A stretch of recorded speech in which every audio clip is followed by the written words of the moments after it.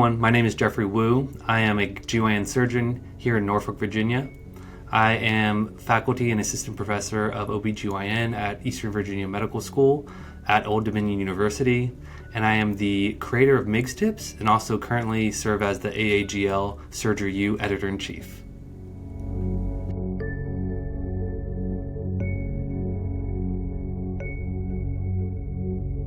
So my goal for my surgical videos has always been to educate peers. So I know there's a lot of surgical videos that are for patient population, to drum up business, to educate patients, but mine has always been to educate surgical technique to my peers.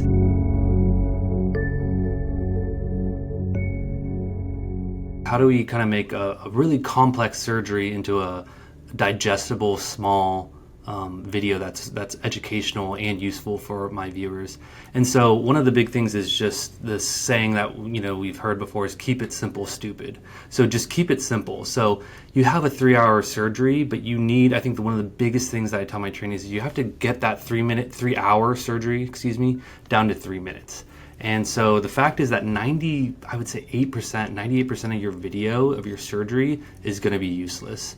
The beginning, the end, kind of the middle, you really have to cut it down to just those frames, those 3 minutes of really informational and useful footage. I think one of the big things for making surgery video is kind of before even starting the surgery, what surgery is coming up, why it might be an interesting surgery to record. You need to kind of think about the story you want to tell.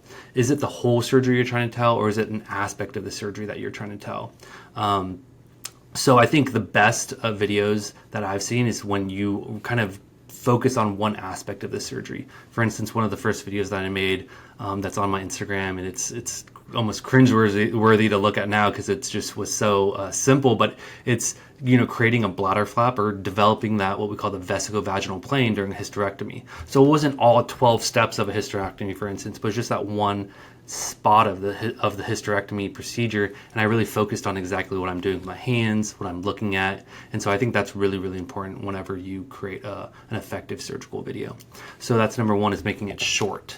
The second thing is using overlays, is what I call them. Overlays, symbols, arrows, all these things to highlight anatomy, also to show what you're doing, what you're thinking in terms of surgical procedures. And the last thing that I really focuses on is the pace of the surgery, or the pace of the video.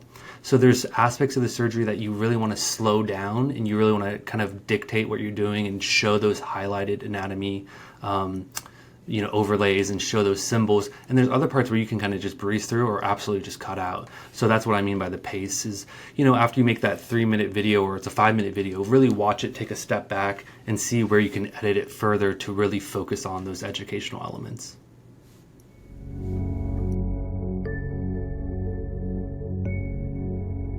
Common mistakes would be kind of like I mentioned before, you really, really want to cut down a long video into something short. So, even currently, I think people's attention spans are shorter and shorter with social media. So like I said, I think, a good video is probably 3 minutes or less. If you have a 7-minute video, I think you really need to make a lot of effort to cut it down. So that's number one, is just really trimming down the fat, is what I call it, from the videos. And I see this at conferences as well when I'm watching videos. We just kind of get a little bit bored with some of the repetitious movements, and so just cutting down those repetitious movements and really just showing the key events of that surgical technique is really important. There are, I think when you do your surgery, it's really important at that time to think about the fact that you want to make a surgical video out of this. So there's some things that you just can't fix post-processing. So, blurriness of the lens, you have to be very conscious of that. Cleaning the lens, centering the object that you're doing your surgery on, so not kind of wandering off left and right, up and down. And then also the horizon, making sure things are level. So all those things, unfortunately, you can't fix post-processing. The last thing is really having a good idea of what you want to teach. So, the camera work can't be perfect throughout the whole surgery.